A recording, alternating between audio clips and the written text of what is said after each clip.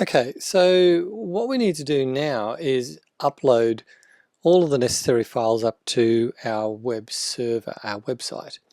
And let's just have a look again at the locally saved files that we have here. We've got the Elevator.js file and a minified version or a smaller version of that.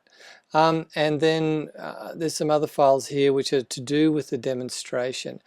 But we probably, as I mentioned before, don't need this styles CSS. I think that's really just to make this demonstration web page look look pretty, yeah, with all of this layout here.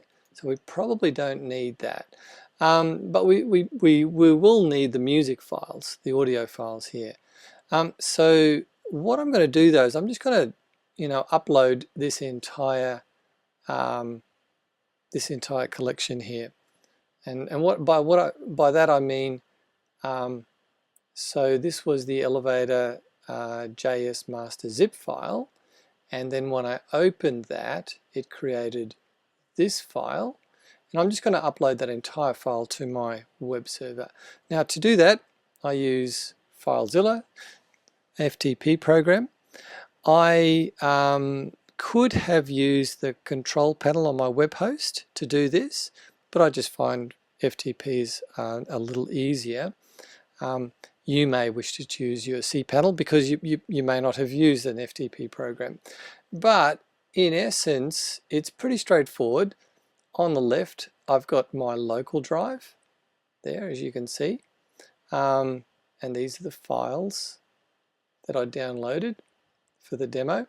And on the right-hand side is the file structure on my web server. And what I'm looking for is the public HTML file, which is where my website is actually installed. And you can see there's a whole bunch of files here. These WP folders are to do with WordPress. And all I've done is I've created another folder here, which I've called library, LIB.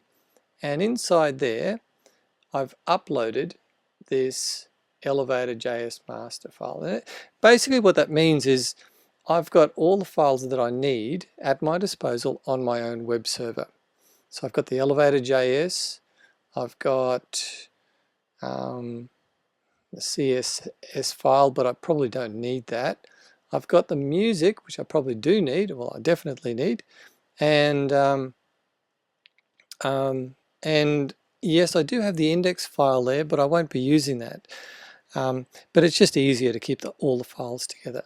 So just recapping then, what I did was I downloaded the zip file to my hard drive and then unzipped it, and then uploaded that entire folder to somewhere within the public HTML folder of my website.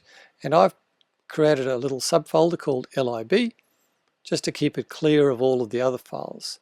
So as you can see, there's lots of other files there, and I don't want to get that too mucked up. So I've created a little folder structure here. Okay, and now what I'll need to do is, pardon me, be able to find these files, because I'll need to create HTML links to those in my file. So I'll need to know what the HTML link is for the JS file there. Okay, and then also for the music file down here. Okay, so that's what I'm going to do next. So make sure you've uploaded your unzipped folder into the public HTML area of your website. Okay.